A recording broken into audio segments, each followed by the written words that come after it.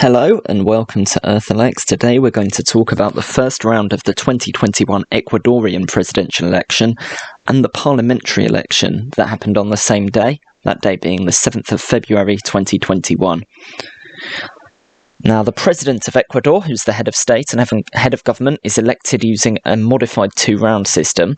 A candidate can win in the first round by getting more than 50% of the vote as usual, but also if they win more than 40% of the vote, with a 10% gap to the second place candidate.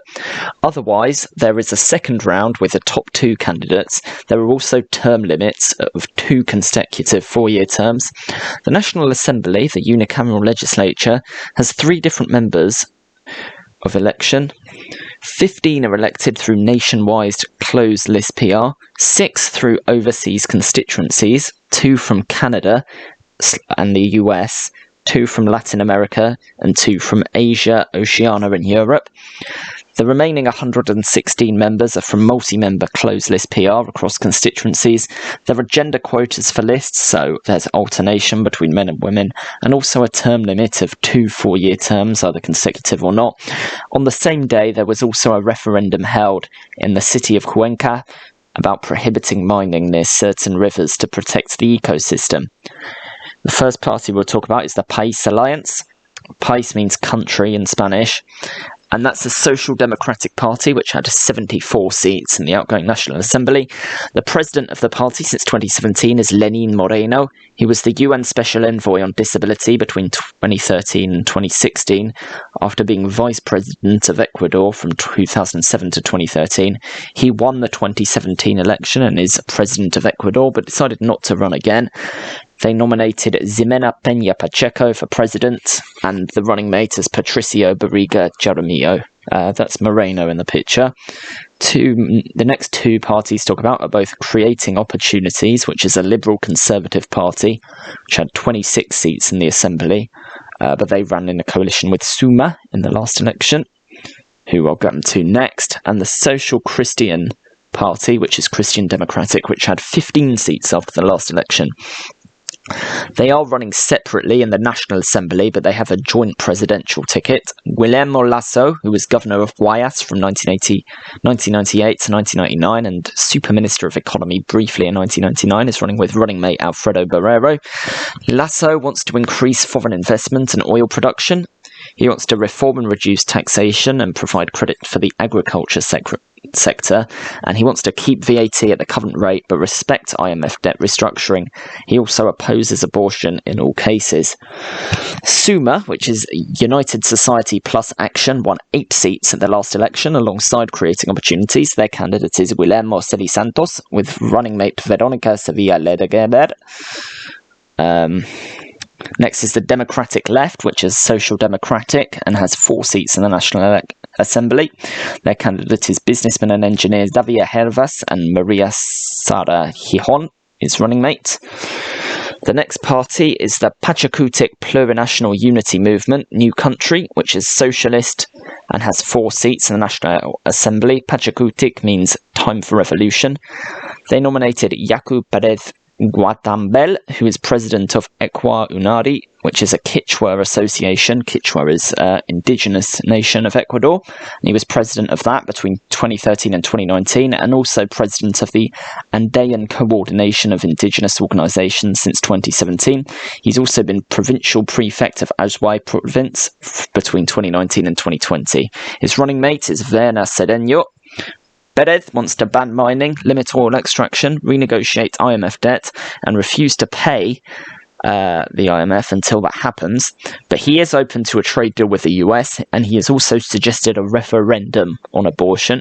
The Patriotic Society Party is a populist party with 2 seats. Their candidate is Lucio Gutierrez, who is president from 2003 to 2005 of Ecuador, and the running mate is David Norero. A party with 1 seat is Fuerza Ecuador, or Ecuador's Force. That's a populist party as well, and that has 1 seat. Its candidate is Carlos Sagne, and Nada Ortiz is running mate. Next is Avanza, or Advance, which doesn't have any seats in the National Assembly, but it's running a a slate of Isidro Romero and Sofia Merino. Popular Unity, which is a revolutionary socialist party, also without any seats, and that's just running in the National Assembly election, not running a candidate for president. Ecuadorian Union, or the Ecuadorian Union movement, also has no seats. Their candidate is Giovanni Andrade, and the running mate is Catherine Mata. The Union for Hope is a progressive coalition of parties which didn't run the last election. They nominated Andrés Arauz, who was Minister of Knowledge between 2015 and 2017 for president, and Carlos Rabascal as running mate. Arauz is there on the right. The guy on the left is Rafael Carrera.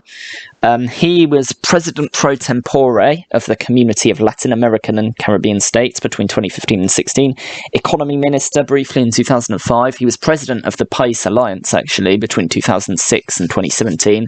And also the President pro tempore of the Union of South American Nations between 2009 and 2010.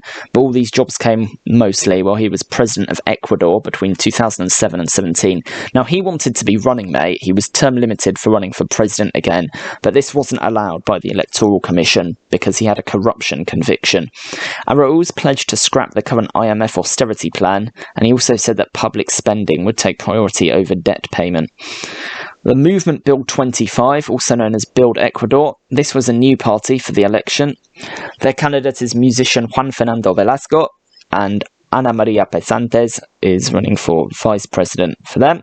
Amigo is running Pedro Jose Freila, and running mate Byron Solis, also not running for the National Assembly, along with Popular Unity. Alliance Honesty, also translated as the Honesty Alliance, is a new coalition. That's between the National Democratic Coalition and the Ecuadorian Socialist Party, which is, as the name suggests, socialist. The candidate is Cesar Montúfar, and Julio Vidacreces is running mate. Movement United Ecuador, or the United Ecuador Movement, is also a new party which nominated Gerson Almeida and Marta Villafuerte for running mate. She's an anti-abortion activist. Juntos Podemos, or the Together We Can movement, is another new party for this election. Their candidate is Paul Carrasco, and the running mate is Frank Vargas Anda. Movement Democracy Yes, or just Democracy Yes, another new party. Their candidate is former Minister Gustavo Labrera, and the running mate is Alexandra Peralta.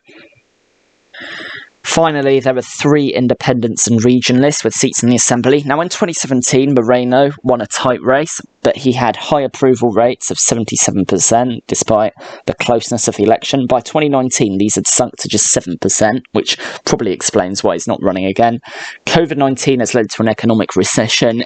Ecuador's leadership has sometimes been criticised as well. Arauz was projected by opinion polls to be leading after the first round, but to need a second round about Lasso, and Perez was considered the only other candidate likely to get significant support. Now, that was mostly true. Arauz did win the most votes with 3,033,791, and Lasso came second with 1,830,172, just ahead of Perez in third with 1,798,057.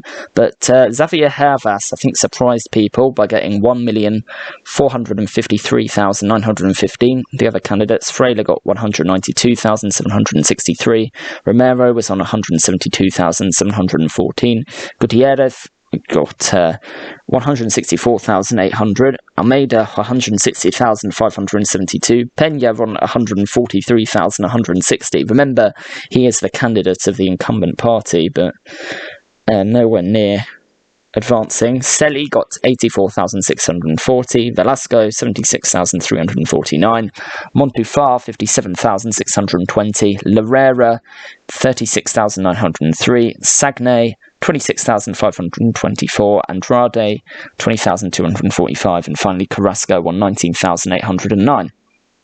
And in the National Assembly, the Union for Hope got 49 seats, Pachakutik got 27 seats, both the Democratic Left and Social Christian Party on 18 seats, Creating Opportunities on 12 seats, Alliance Honesty, Movement United Ecuador and Avanza all on 2 seats, the Patriotic Society Party, Movement Democracy Yes, Ecuadorian Union and Movement Build 25 on 1 seat each, and Independents and Regionalists got 3 seats. So Araújo got 32.7% of the vote in total, and along with Lasso advanced with 19.7%. Perez got 19.4%, and Hervas got 15.7%. No candidate got more than 2.5% apart from those four. So Perez believed that was fraud and from the electoral authorities, demanded a recount, calling his base to mobilise. Well, this was not granted. Araújo won 8 provinces, as well as a majority in Manabí. He also won the overseas vote. Lasso won just 2 provinces, but Perez won 13 provinces. He's got very high support amongst indigenous people, but he had very low support elsewhere. He did get a majority of the vote in Morona, Santiago. Hervas won just 1 province, Cachi. No other candidate got more than 5% in any province. In the legislative vote, so the Union for Hope with the most seats, 32.2% of the vote, 49 seats. That's in their first election. Pachakutik went up by 14.1%, so they got 16.8% of the vote to gain 27 seats. The Democratic Left also gained 8.2%, up to 12% to gain 14 seats. So a majority of votes by 3 parties who got about 7% between them in the last election.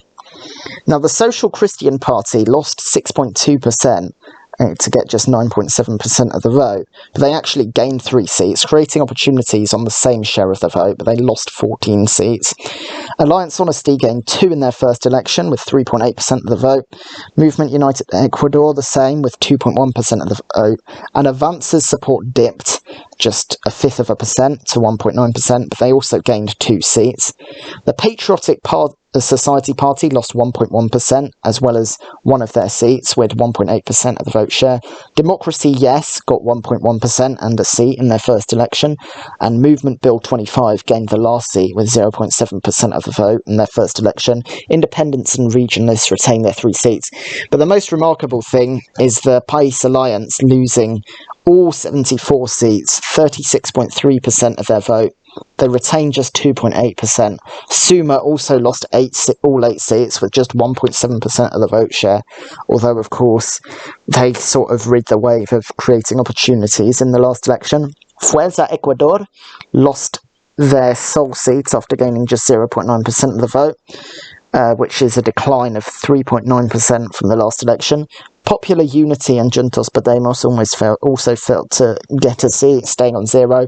In the Andean Parliament, the Union for Hope got 2 seats, and Pachakutik, the Democratic Left, and the Social Christian Party got 1 each.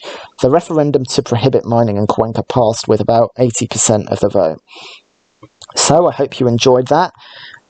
Interested to hear your thoughts, especially if you're from Ecuador, so leave a comment below, and I'll see you in the next video.